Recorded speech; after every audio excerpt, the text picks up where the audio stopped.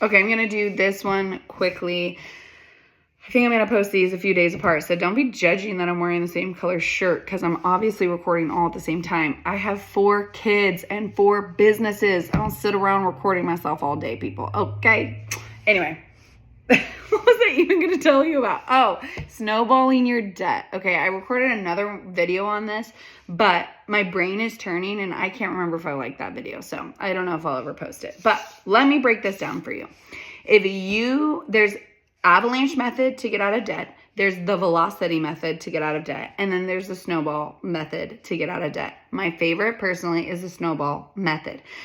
There are times that you would tweak what that is. So I'm going to break this down. The snowball method is you paying off your debt from smallest to largest, not considering the interest rate, just the fact that you have a JCPenney's card for $500 and then you have a personal loan for $25,000 and everything in between. You are going to start with the $500 one. And all the money that you are capable of pulling together in 1 month to attack that thing, you are going to attack it. So maybe you're working an extra job. Maybe you're selling furniture. Maybe you're babysitting. Even if you're a mama at home, you can bring kids into your house. Whatever it is, you're cutting expenses. You're downsizing your house. You're getting people to live with you. Like whatever it is you're doing to create and generate this extra income, which everyone can do. Trust me, everyone can do. Even if it means you have to swallow your pride and go to a food bank, everyone can do it. And you take that extra money and you slam it on one of your debt, your smallest debt. And say you're able to scrape together $400 extra that you can put to debt, okay? And your minimum payment on that card was $50. Now you're paying $450 to that debt, okay? When you're done with that debt, which should only take a month or two because it's the smallest, you take that $450 and you put it to the next debt. But the thing is, your other debt, like say your Navy Federal credit card was $2,000 that you owe on it, but your minimum payment's $125. Now you're paying $450 plus $125 to that credit card. So now you are attacking the principal. You're reducing how much interest is being charged, and you're able to pay that debt off in a couple, 3 months, right? And then any extra money that you're making, you're going to throw it to that one card. Okay. And so on and so forth until you get to your biggest one. That is how you do the snowball method. The avalanche method is that you are going to slowly pick apart the largest interest one that you have. This is demoralizing to 99% of the population. There's the 1% who likes to do it this way. What happens is once you tackle that, because you had, say, $1,000 a month payment going to your $25,000 loan, that money starts to just pummel all the small debt and you get out of debt really, really fast, like an avalanche, okay?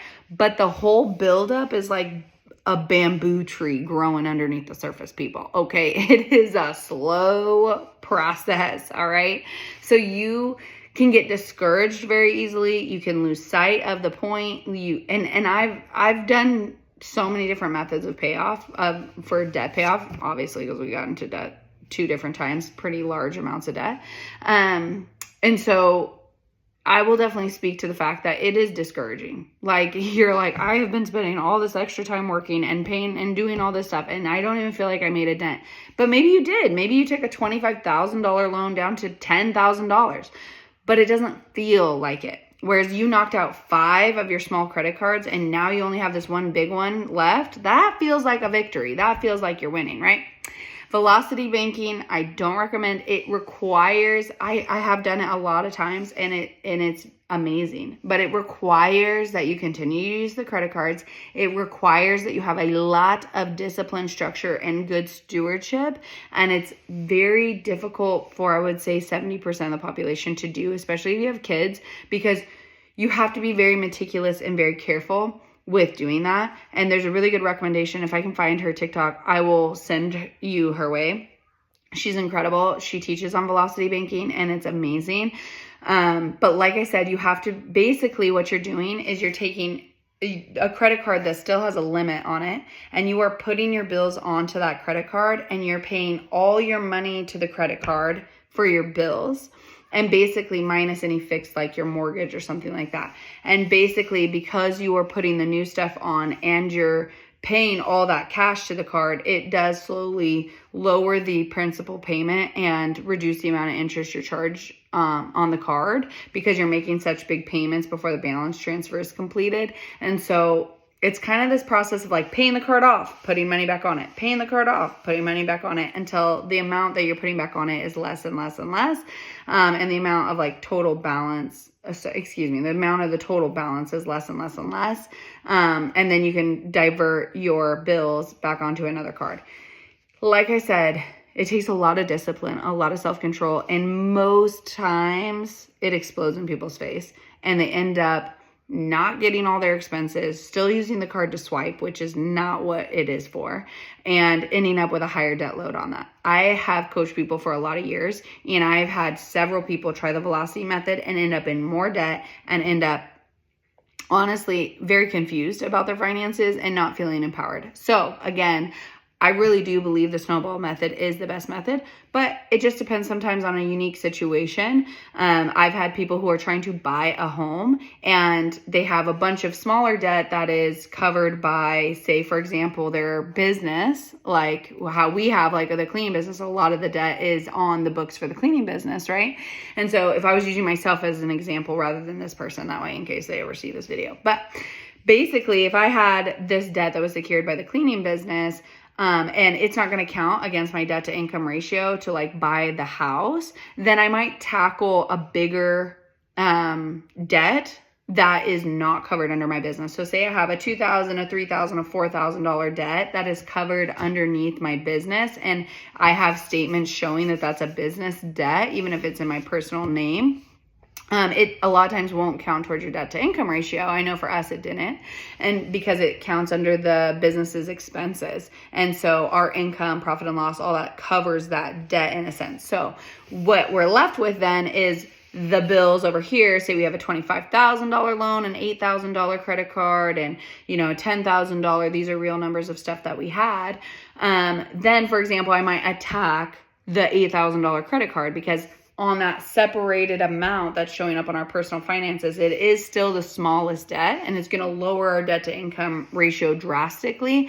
And I'm paying the minimums over here on the business stuff. And then once we're qualified and we get into the house and we secure our housing, then we can go back in and snowball because nobody's looking at what debt we're paid off first, and it doesn't really matter what your debt to income ratio is. That is a very rare circumstance. That is like, you really need to qualify for this house. And I'm not saying you need to go buy a house you can't afford. I'm saying, you don't have housing and you really can't qualify for a rental, but you could get a loan for a house or a condo or whatever else. I don't know what your reasoning might be to do that. I know for us personally, we had moved from venue to venue. We had lived in free spaces. We'd lived in rentals, and we had downsized into a 2-bedroom, 1-bath apartment. And it wasn't the smallest one we'd lived in. The smallest one we lived in was a studio with 2 kids, 2 dogs, and a cat. And I was pregnant, and we knew we were getting ready to have a 3rd baby, which later we ended up bringing in my niece as well. So we would have had 4 kids in that apartment, which is crazy. But God had told us we were going to buy a house, and he had set that in our heart for 3 years. And then he gave us a word, the time is now. And it didn't make sense realistically because we were like in debt and we had all these different factors going on. So it just didn't make sense, but we got it confirmed through wisdom, through people with good counsel. We got it confirmed through words that, we really just felt a lot of confirmation on it. It was not something we were doing in our own flesh. And then all the houses we were looking at that we wanted, I don't know how this turned into a house testimony story, but this is the testimony because it was a miracle. But we ended up having to adjust what we were going to get. We got a house that was a lot less than what we originally had started looking at houses when we were debt free years ago, when we really wanted to buy our first house. But this property was everything we wanted, had the acreage we wanted, the size that we wanted, and it even had in the back, here's the most amazing miracle, a old garage that was converted into a unit. And we were able to invest. We offered over asking price, got money back. We're able to invest the money that we got back into building it into a money producing ADU in the back. And we're able to subsidize our mortgage by half and a little bit more than half. And it ended up being cheaper than the cheapest apartment we could find. And it ended up being cheaper than the cheapest apartment we could find. So that's like a unique situation of what it might look like to buy a house when you aren't maybe positioned perfectly and why you might want to snowball method a little bit different. But that is, like I said, a very rare, like 0.01%. Most people who are in debt up to their eyeballs need to dig their heels in. And I'm not saying like, oh, you need to do this, but it wasn't what I needed to do. We did do that. For a year and a half, we lived rent-free. We put every extra penny. We did not eat out. We did everything we could. We were bare bones, throwing money at our debt, okay? And so, obviously, we did buy a house while we were still in debt. But do you guys get what I'm saying, okay? The whole point here is that the snowball method is tried and true. It works for millions of people. It is a proven system, and it is just the start of teaching stewardship, working hard, being conscientious of what you're spending your money on. And I know one of the videos I'm going to do is godly principles to creating wealth, and one of them is amazing stewardship.